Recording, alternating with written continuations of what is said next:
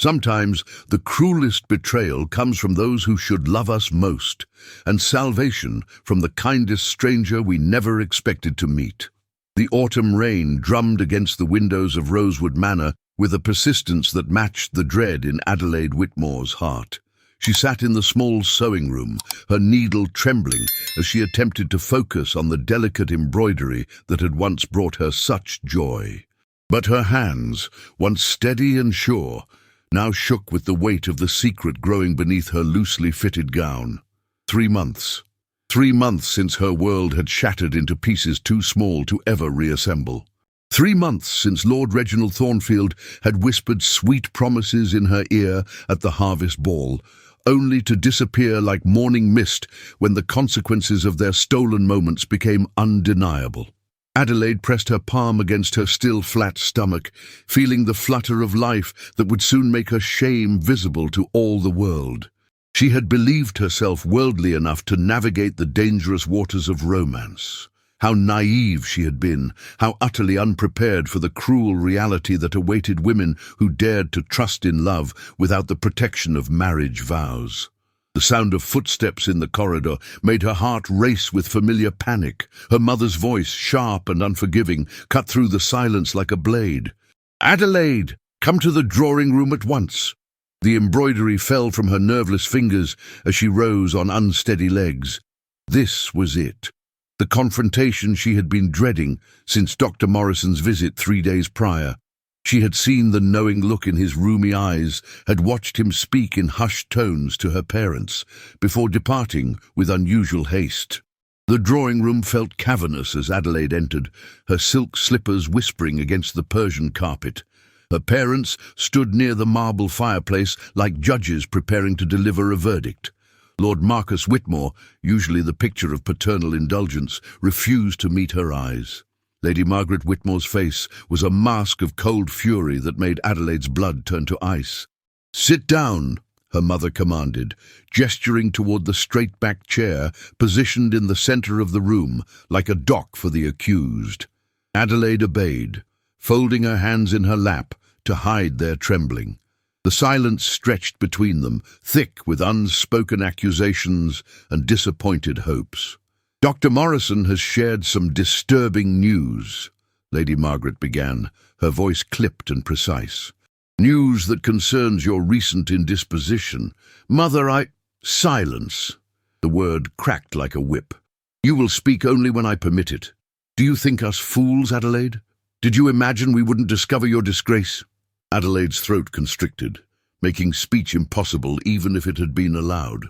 She had rehearsed this moment countless times in her mind, had prepared explanations and pleas for understanding, but now, faced with her mother's glacial disapproval, every word fled her mind. "A child," Lady Margaret continued, pronouncing the word as though it were a curse. "An illegitimate child that will destroy our family's reputation and render you unmarriageable for the rest of your days. Perhaps if we speak to Lord Thornfield," Adelaide began desperately, but her father's harsh laugh cut her off. "Lord Thornfield?" Lord Marcus finally spoke, his voice heavy with bitter amusement. "The man departed for his estates in Scotland the morning after Dr. Morrison's visit. It seems word travels quickly in certain circles." The revelation hit Adelaide like a physical blow. Reginald had known, had somehow learned of her condition, and fled rather than face the consequences of his actions. The last thread of hope that had sustained her through these nightmare weeks snapped, leaving her drowning in a sea of despair. "He's gone?" she whispered. "Gone, and likely never to return," her mother said with savage satisfaction. "Men of his station do not concern themselves with the bastard children of foolish girls who mistake lust for love." The cruelty of the words made Adelaide flinch, but Lady Margaret was far from finished. "Your father and I have discussed this matter extensively," she continued, beginning to pace before the fireplace like a general planning a campaign. "There are arrangements to be made, steps to be taken to minimize the damage to our family name." "What arrangements?" Adelaide asked, though she dreaded the answer. "You will be sent away," Lord Marcus said, his voice hollow with shame. There is a convent in the northern counties that handles such situations. You will remain there until the child is born and then surrender it to the sisters for placement." "Surrender it?" Adelaide's voice rose in horror. "But it's my child!" "It is a mistake," Lady Margaret snapped. "A shameful reminder of your moral failure that we cannot allow to taint our family's honor. You will give birth in obscurity, place the infant with suitable guardians, and return to us properly chastened." Adelaide rose from her chair on trembling legs, her hand instinctively moving to protect the life growing within her. "I won't do it. I won't abandon my baby to strangers."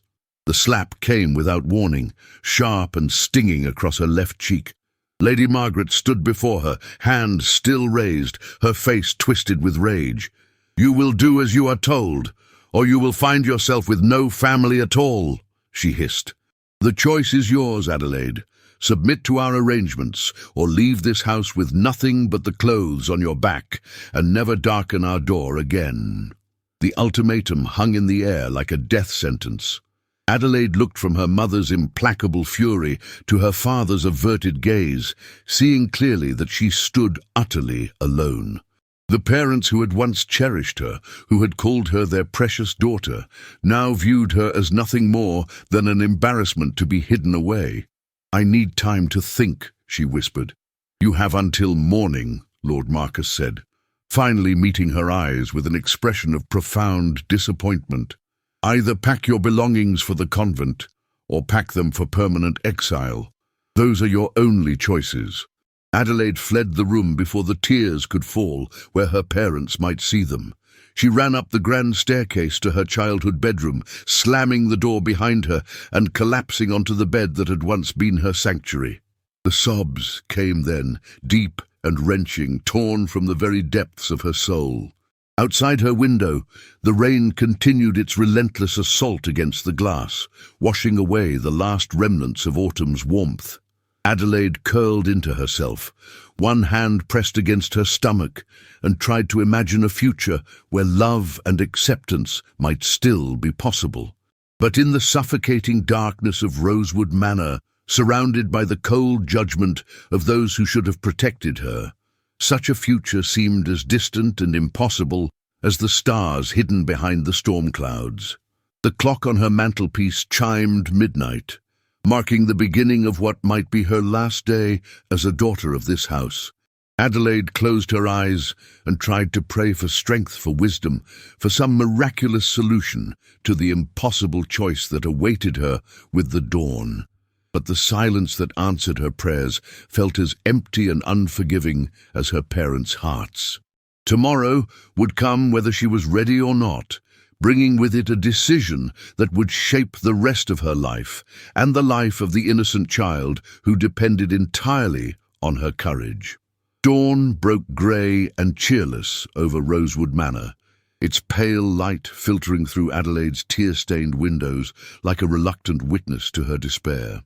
She had not slept, had spent the long hours of darkness walking the familiar boundaries of her room like a caged animal, weighing choices that felt more like different forms of surrender. By the time Martha, her lady's maid, knocked softly at her door, Adelaide had made her decision. "Come in," she called, her voice hoarse from crying. Martha entered with a breakfast tray that Adelaide couldn't imagine touching, her kind face creased with worry.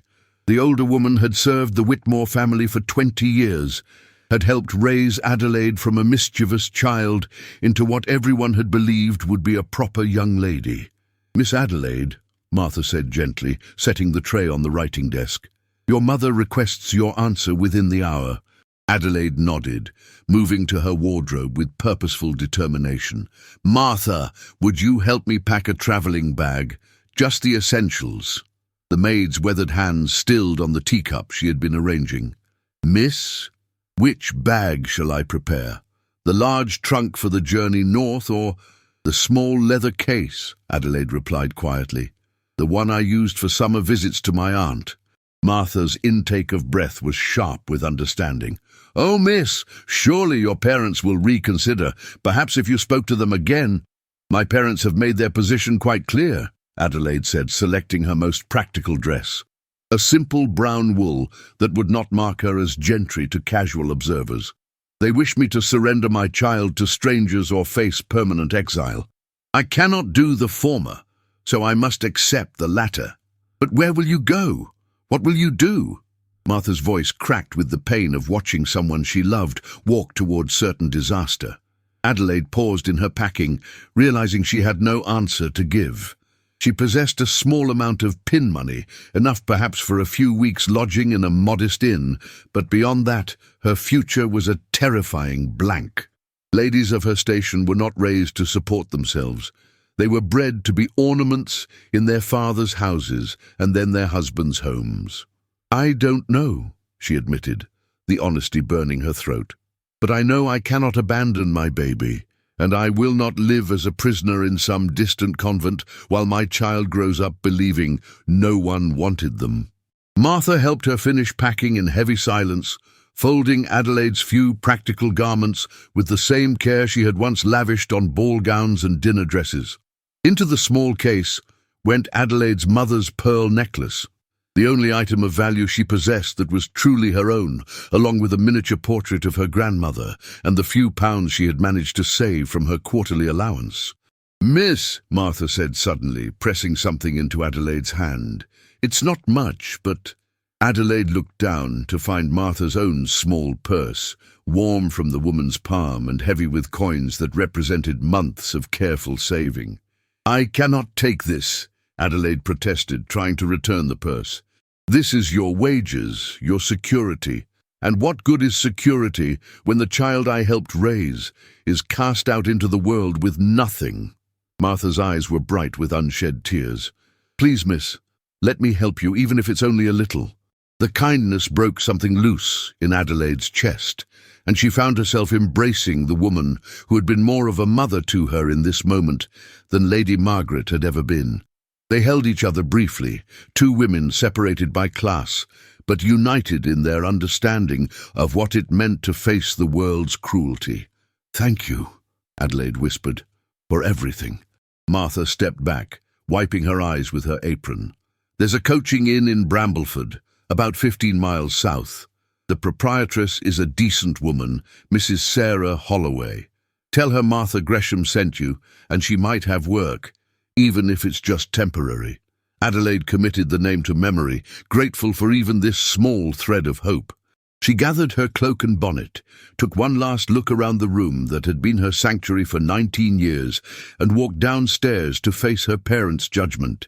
She found them in the morning room, seated at opposite ends of the small table, as though her presence had driven them apart. Her mother's face was stone, revealing nothing, while her father stared into his coffee cup as though it contained the answers to all of life's problems. "I have made my decision," Adelaide announced, setting her small case down with a decisive thump. Lady Margaret's eyes moved to the modest bag, and her lips tightened with what might have been surprise or approval. "I see. And what decision is that?" "I choose exile," Adelaide said, lifting her chin with whatever dignity she could muster. "I will not surrender my child, and I will not live as your prisoner. I release you from any obligation to acknowledge me as your daughter." The words tasted like ashes, but she forced them out with steady conviction. Lord Marcus finally looked up, his face haggard with what Adelaide desperately hoped might be regret. "Adelaide," he began, his voice uncertain for the first time in her memory. "Don't," she said sharply. "You have made your choice, and I have made mine. Let us at least part with honesty between us." Lady Margaret rose from her chair with regal composure, moving to the writing desk, where she withdrew a sealed envelope from the drawer. "Since you insist upon this course," she said coldly, "you should know that your name will be removed from all family documents. You will have no claim upon this estate, no right to use our name, no connection to this house or its inhabitants." She held out the envelope, and Adelaide recognized the formal script of their solicitor. Legal documents, no doubt, severing every tie that had once bound her to this life. "I understand," Adelaide said, taking the papers without looking at them. "Do you?" Lady Margaret's voice carried a note of genuine curiosity. Do you truly comprehend what you are choosing? Poverty, disgrace, a life of servitude if you are fortunate enough to find employment? Your child growing up as a bastard with no name, no prospects, no future worth having? I understand that I am choosing love over convenience, Adelaide replied, something I learned too late that my own parents never truly knew. The insult hit its mark. She saw her mother's composure crack for just an instant before reasserting itself. So be it, Lady Margaret said. The carriage will take you as far as the village. Beyond that, you are on your own. Adelaide nodded, knowing this small concession was more mercy than she had expected. She picked up her case and moved toward the door, then paused at the threshold. "Goodbye, father," she said softly, looking back at the man who had once lifted her onto his shoulders and called her his little princess. "I hope someday you remember that you once loved me enough to forgive my mistakes." Lord Marcus's face crumpled, and for a moment Adelaide thought he might speak, might offer some word of blessing or regret. But Lady Margaret's presence seemed to freeze his tongue, and he remained silent as Adelaide walked out of his life forever. The carriage ride to Brambleford village passed in a blur of autumn countryside and threatening grey clouds. Adelaide sat stiffly upright, refusing to allow herself the luxury of tears until she was truly alone. The coachman, following orders, deposited her at the village crossroads without ceremony, driving away before she could gather her courage to ask for directions. Standing in the muddy road with her single case and the bitter wind cutting through her cloak, Adelaide looked around at the unfamiliar landscape and felt the full weight of her situation crash down upon her. She was alone in a way she had never imagined possible, carrying a child whose future depended entirely upon her ability to navigate a world she had never been taught to understand. But as she picked up her case and began walking toward what she hoped was the coaching inn, Adelaide felt something unexpected stirring in her chest alongside the fear and grief. For the first time in her life, she was truly free to make her own choices, to determine her own path, to love without condition or compromise. It was a terrifying freedom, but it was hers.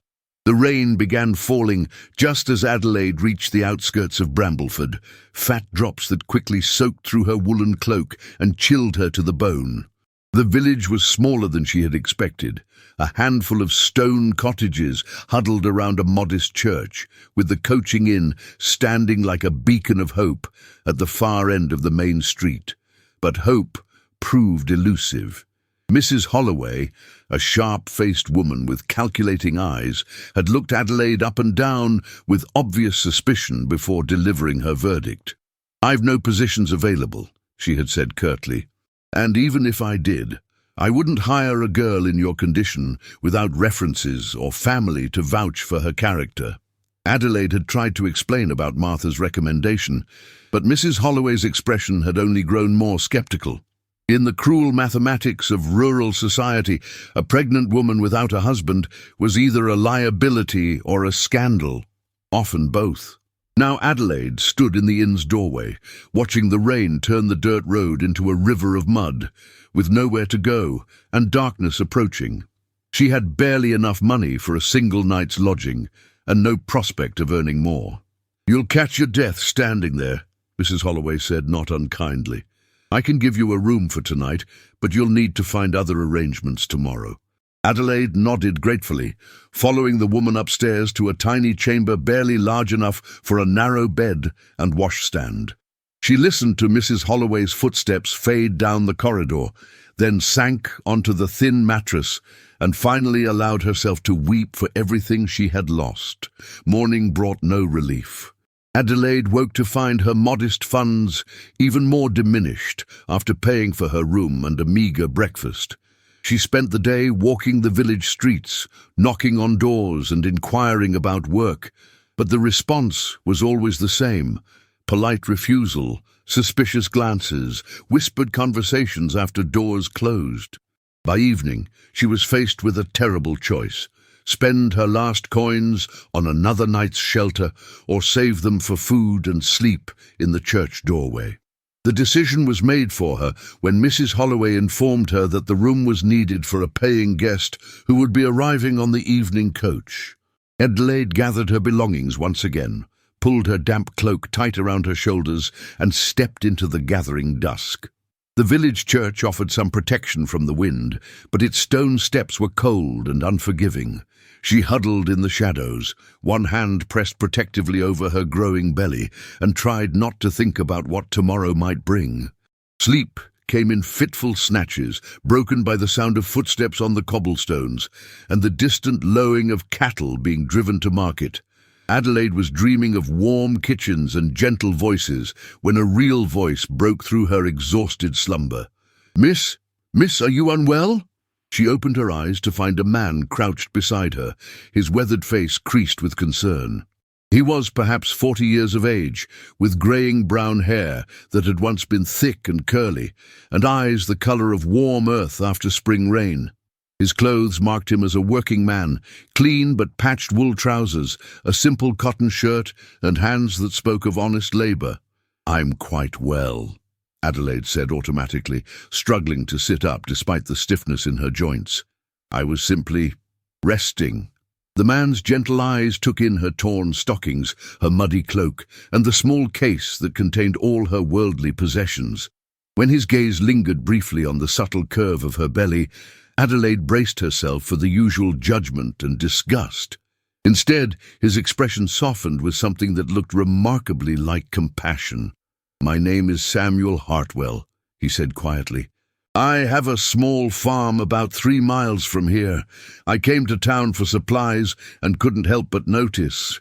He gestured carefully toward her makeshift bed. "This is no place for a lady in your condition to spend the night." "I'm no lady," Adelaide said bitterly. "Not anymore." Samuel tilted his head, studying her with those kind eyes. "Forgive me, but I believe circumstances don't change what a person is in their heart. You speak like an educated woman. Carry yourself with dignity despite your troubles. That's not something that can be taken away by hardship." The unexpected kindness brought tears to Adelaide's eyes. When had anyone last spoken to her with such respect, such fundamental decency? "Mr. Hartwell," she began, then stopped, unsure how to continue. "Please," he said gently, "let me offer you breakfast at least. There's a small tavern that opens early for the market traders. We can talk properly there, away from prying eyes." Adelaide knew she should refuse, should not accept charity from a stranger. But the baby chose that moment to make its presence known, with a flutter of movement that reminded her she was no longer responsible only for herself. "Thank you," she whispered. The tavern was warm and filled with the comforting sense of fresh bread and bacon. Samuel chose a corner table away from the other early patrons and ordered generously: eggs, ham, fresh milk, and porridge with honey. Adelaide tried to eat delicately, but hunger eventually overcame propriety, and she found herself devouring the meal with an appreciation that made Samuel smile. "When did you last have a proper meal?" he asked gently. 2 days ago," Adelaide admitted. "I had hoped to find work in the village, but a woman in your situation finds few doors open to her," Samuel finished matter-of-factly. "It's the way of things, unfortunately. People fear scandal more than they value Christian charity." Adelaide looked up sharply, expecting to see judgment in his expression, but found only understanding. "You're not shocked by my condition?" she asked. Samuel's smile was sad but genuine. "My dear, I've lived long enough to know that life rarely unfolds as we plan it. I've seen good people make difficult choices, and I've learned that circumstances are often more complicated than they appear." He paused, seeming to weigh his words carefully. "I lost my wife 5 years ago in childbirth. Our son survived only 3 days. Since then, I've lived alone on my farm, managing as best I can." The quiet grief in his voice made Adelaide's heart ache for this gentle man who had known such loss. "I'm sorry," she said softly. "Thank you. But I tell you this not for sympathy, but to explain why I find myself moved to make an unusual offer." Samuel leaned forward, his expression earnest. "My farm is small but prosperous. I grow enough to feed myself and sell the surplus at market. The house is modest but sound, and there's room for someone who might need a safe place to bring a child into the world." Adelaide stared at him, hardly daring to believe what she was hearing. Are you offering me shelter?" "I'm offering you a home," Samuel said simply. "Not charity, but honest work for honest wages. I need help with the household tasks, the cooking, the garden. In return, you would have a roof over your head, food on your table, and a safe place to raise your child." "But you don't know me," Adelaide protested. "You don't know what I've done, what brought me to this situation." "I know you chose to protect your child rather than take the easier path," Samuel replied. "I know you have courage and dignity, even in desperate circumstances. That tells me everything I need to know about your character." Adelaide felt tears spilling down her cheeks, unable to contain the relief and gratitude that flooded through her. After days of rejection and judgment, this stranger was offering her not just survival, but the possibility of peace. "Why?" she whispered. "Why would you do this for someone you've never met?" Samuel was quiet for a long moment, staring into his cup of tea. When he spoke, his voice was thick with old pain and new hope. "Because my Sarah would have done the same for any woman in need. Because a house that should have echoed with children's laughter has been silent too long. Because sometimes God sends us exactly the blessing we didn't know we needed." He looked up, meeting her eyes with steady sincerity. "I'm not asking for anything improper, you understand. This would be a practical arrangement, nothing more. You would have your own room, your privacy, your independence, but you would also have safety, and your child would have a chance at a good life." Adelaide thought of the cold stone steps where she had spent the night, of the closed doors and suspicious faces that had met her everywhere she turned. Then she thought of this man's gentle voice, his respectful manner, the warmth in his eyes that spoke of genuine kindness rather than hidden motives. "Yes," she said, her voice stronger than it had been in days. "Yes, I would be honored to accept your offer." Samuel's smile transformed his weathered face, and Adelaide felt something she had thought lost forever beginning to bloom in her chest. Hope. The months that followed transformed Adelaide's life in ways she could never have imagined. Samuel's farm, nestled in a gentle valley surrounded by rolling hills, became the sanctuary she had never dared to hope for. The house was indeed modest. A sturdy stone cottage with 3 bedrooms, a large kitchen warmed by an enormous hearth, and windows that looked out over fields of wheat and barley that turned golden in the autumn sun. True to his word, Samuel had given her the smallest bedroom upstairs, furnished with a comfortable bed, a rocking chair, and a chest of drawers that had belonged to his late wife. Adelaide had protested the generosity, but Samuel had simply said that Sarah would have wanted her things to comfort another woman in need. The work was harder than anything Adelaide had ever done, but she found unexpected satisfaction in the rhythm of daily tasks. She learned to tend the vegetable garden, to preserve fruits and vegetables for winter, to cook hearty meals that filled the house with warmth and wonderful smells. Her hands, once soft and useless, grew strong and capable. Her body, strengthened by honest labor and good food, bloomed with the health of her growing pregnancy. Samuel proved to be everything his first impression had suggested: kind, patient, and respectful of the boundaries they had established. He taught her practical skills with endless patience, praised her successes without condescension, and never once made her feel like a burden or an object of charity. In the evenings, they would sit by the fire while Adelaide mended clothes, and Samuel read aloud from books of poetry or adventure stories, his deep voice filling the cottage with companionship. As winter deepened and Adelaide's belly grew round with promise, she began to understand that what they had created was more than a working arrangement.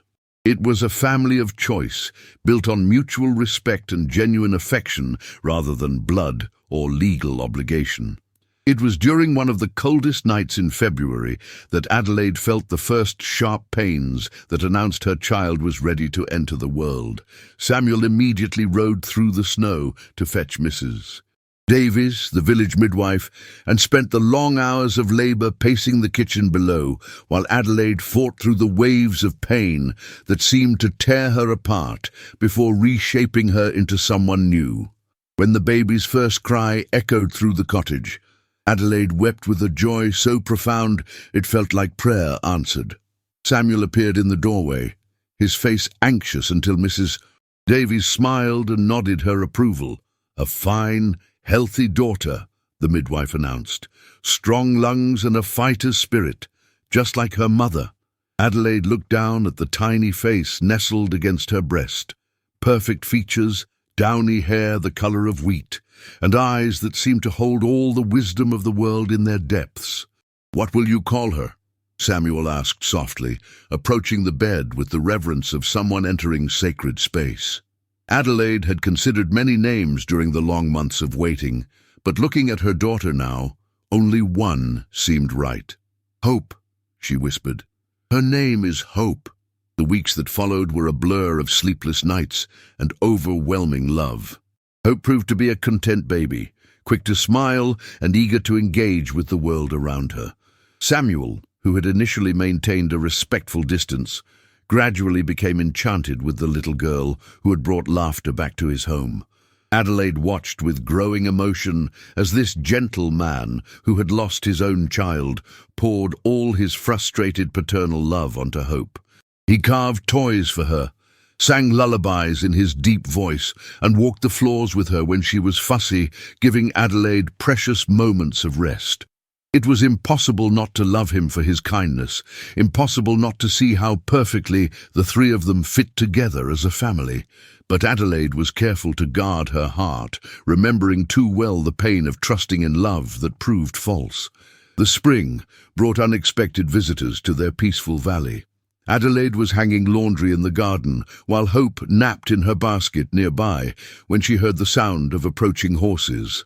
Looking up, she felt her blood turn to ice as she recognized the elegant carriage bearing the Whitmore family crest. Her parents had found her. Samuel emerged from the barn, where he had been repairing a plough, his face immediately alert as he took in Adelaide's stricken expression. Without a word, he moved to stand beside her, a silent guardian whose presence gave her strength. The carriage door opened, and Lord Marcus Whitmore stepped out, followed by Lady Margaret. Both looked older than Adelaide remembered, their faces marked by lines that spoke of worry and sleepless nights. Behind them came a third figure that made Adelaide's heart skip. Dr. Morrison, the family physician whose examination had started this entire ordeal. "Adelaide," her father said, his voice carefully controlled. "You look, well?" She lifted her chin, drawing on reserves of courage she hadn't known she possessed. "Father, Mother, Dr. Morrison." Lady Margaret's eyes moved from Adelaide to the baby basket, then to Samuel, taking in the domestic scene with obvious calculation. "So it's true, then. You've given birth to your shame and are living openly with this person." "I am living honestly," Adelaide replied firmly, "with a man who showed me more Christian charity in one morning than my own family offered in 19 years. Samuel stepped forward slightly, his presence both protective and respectful. "Lord and Lady Whitmore, I presume. I am Samuel Hartwell. Your daughter has been a blessing to my household." Lady Margaret ignored him completely, but Lord Marcus studied Samuel with the assessing gaze of a man accustomed to judging character quickly. "We've come to offer you one final chance," Lady Margaret announced. "Dr. Morrison has made inquiries, and there is still time to place the child with a respectable family. You could return home, and in time, this unfortunate episode could be forgotten." Adelaide felt Samuel tense beside her, but his voice remained calm. "Miss Adelaide is not a prisoner here. If she wishes to leave, she is free to do so." The quiet dignity of his words, the way he used her formal name to show respect for her position, even while defending her right to choose, made Adelaide's heart swell with gratitude and something deeper. "I will not be separated from my daughter," she said clearly, "and I will not return to a home where love is conditional upon perfect obedience." "Your daughter?" Lady Margaret's voice dripped with disdain. "The illegitimate offspring of your moral failure is no daughter of mine. She has no name, no future, no prospects worth having." The cruelty of the words made Adelaide see red, but before she could respond, Samuel spoke with quiet authority. "The child's name is Hope Hartwell," he said firmly. "She is my legal ward, acknowledged and protected under my name. She will want for nothing, including love and respect." Adelaide stared at him in shock. When had he done this? How had he managed such legal arrangements without her knowledge? Lord Marcus's eyebrows rose in surprise. "You would claim another man's bastard as your own ward?" "I would protect an innocent child from the prejudices of those who value reputation over righteousness," Samuel replied. "Hope is welcome in my home for as long as her mother chooses to remain here." The emphasis on "her mother chooses" was not lost on anyone present. Adelaide realized that Samuel had just given her something invaluable, legal protection for her daughter and a clear declaration that her place in his life was secure as long as she wanted it. "This is absurd," Lady Margaret snapped. "Adelaide, surely you can see that this arrangement is untenable. What kind of life can you possibly have here, playing house with a common farmer?" "A life built on truth and kindness," Adelaide replied. "A life where my daughter will grow up knowing she is loved unconditionally. Can you offer her anything better?" The silence that followed was answer enough. Dr. Morrison cleared his throat diplomatically, but Lady Margaret's face had hardened into implacable coldness. "So be it," she said finally. "You have made your choice and we have made ours. Do not expect us to acknowledge you or your child ever again." As the carriage rolled away, taking with it the last remnants of Adelaide's old life, she felt Samuel's hand gently touch her shoulder. "Are you well?" he asked softly. Adelaide looked at the cottage that had become her home, at the garden where Hope lay sleeping peacefully, at this man who had given them both not just shelter, but belonging. "Yes," she said, and meant it completely. "I am exactly where I belong." 2 years passed like pages in a beloved book, each season bringing new joys and deepening the bonds that held their unconventional family together. Hope grew from a placid baby into a spirited toddler, with her mother's quick mind and Samuel's gentle nature. She called Adelaide Mama and Samuel Papa Sam, accepting their arrangement with the uncomplicated love that only children possess. Adelaide watched with growing amazement as Samuel transformed from a kind benefactor into something far more precious, a true father to Hope and a companion whose presence made every day brighter. He taught Hope to feed the chickens, carried her on his shoulders through the fields, and read her stories by firelight with voices for every character that made the little girl giggle with delight. For Adelaide, the change was more subtle but no less profound. The grateful dependence of those first desperate months had evolved into something deeper, a partnership built on mutual respect, shared responsibilities, and an affection that neither of them quite dared to name. It was during the harvest season of Hope's second year that everything changed. Adelaide was in the kitchen preparing preserves when she heard unusual sounds from the yard, men's voices, harsh and demanding. Through the window, she saw 3 riders dismounting near the barn where Samuel was working. Her blood chilled as she recognized the lead figure, Reginald Thornfield, Hope's biological father, older now and bearing the florid complexion of a man who had spent too many years in drink and dissolution. Behind him rode 2 companions, who had the look of hired muscle rather than gentlemen. Adelaide snatched Hope from her play corner and held her close, her mind racing. What could have brought Reginald here after all this time? How had he even found them? Samuel emerged from the barn, his posture wary as he faced the unwelcome visitors. Adelaide couldn't hear the conversation from inside the house, but she could see Reginald gesturing emphatically while Samuel's responses grew increasingly terse. Suddenly, Reginald pushed past Samuel and strode toward the house, his companions flanking him like guards. Adelaide backed away from the window, her heart hammering with protective fury. The kitchen door burst open without ceremony, and Reginald stood framed in the doorway, his eyes immediately fixing on Hope. The little girl shrank against her mother, sensing danger in the stranger's predatory gaze. "So," Reginald said, his voice slurred with afternoon drinking, "there she is, my daughter." "You have no daughter here," Adelaide said firmly, positioning herself between Reginald and Hope. "You forfeited any claim to that title when you abandoned us." Reginald laughed, a sound devoid of humour. "Ah, but that's where you're wrong, my dear Adelaide. You see, I've recently suffered some financial setbacks. Gambling debts, unfortunate investments, that sort of thing.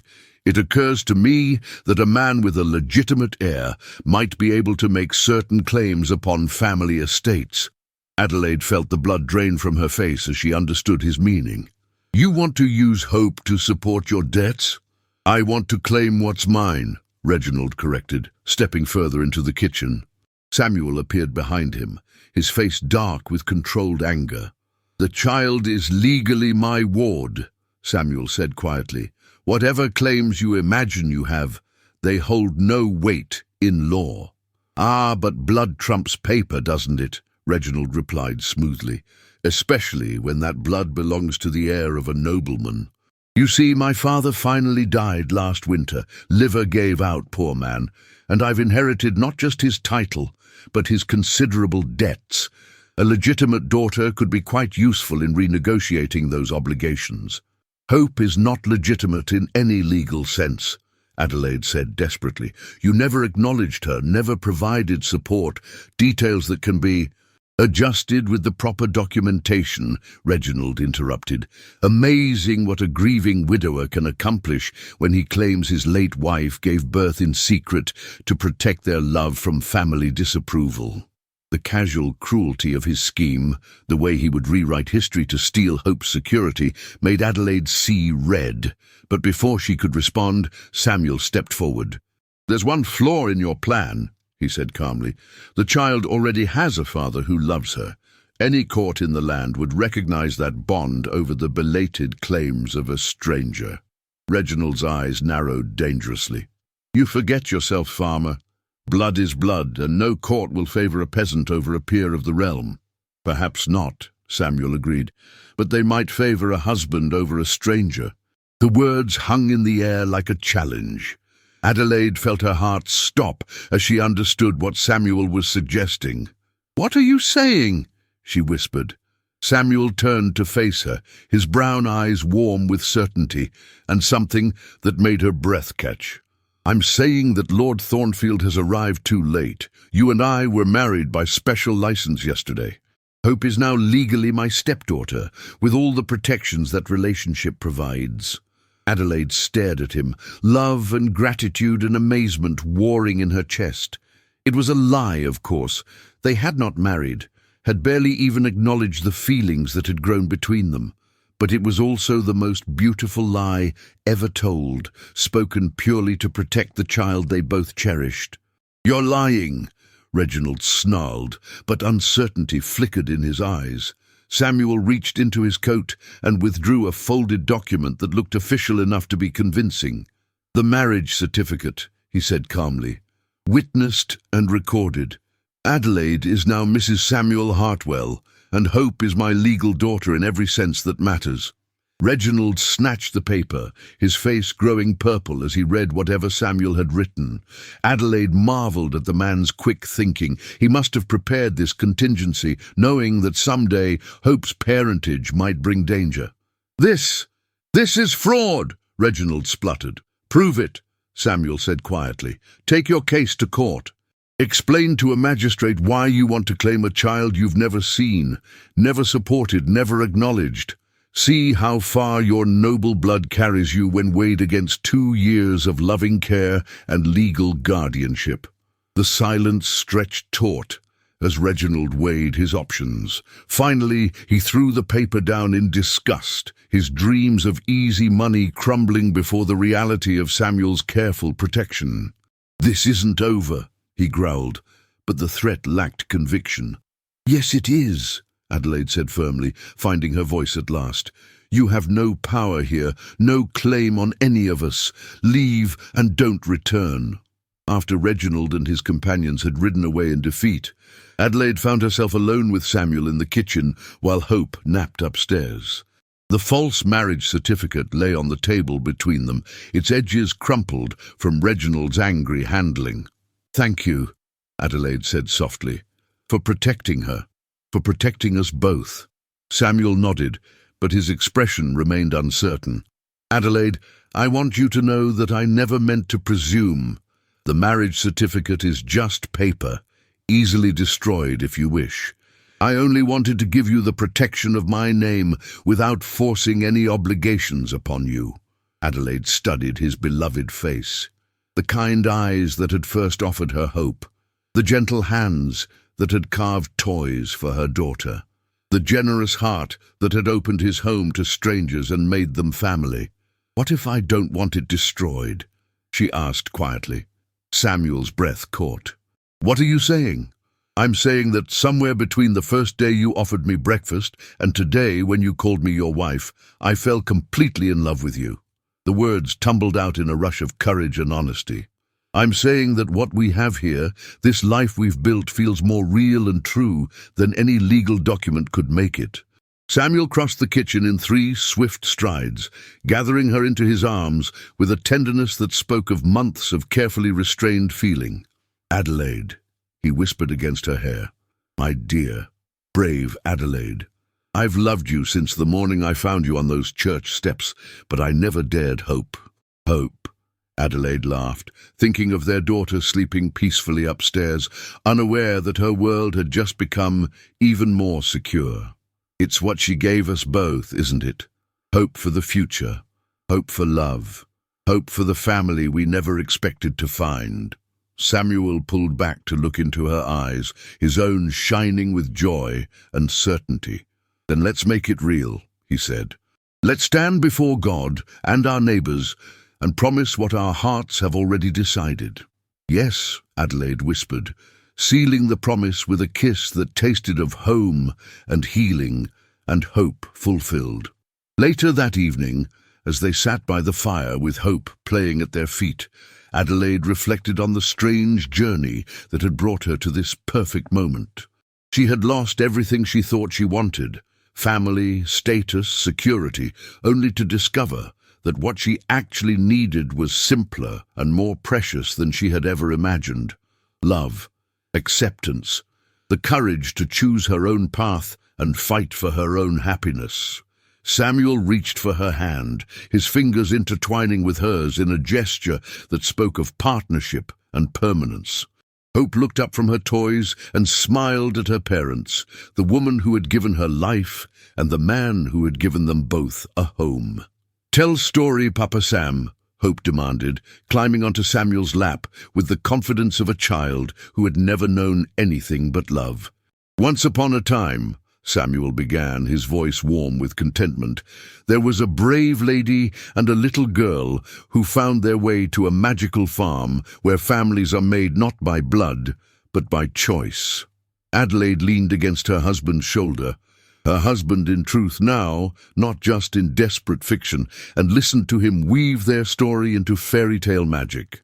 Outside, the wind whispered through the wheat fields that had witnessed their courtship, their struggles, and their triumph.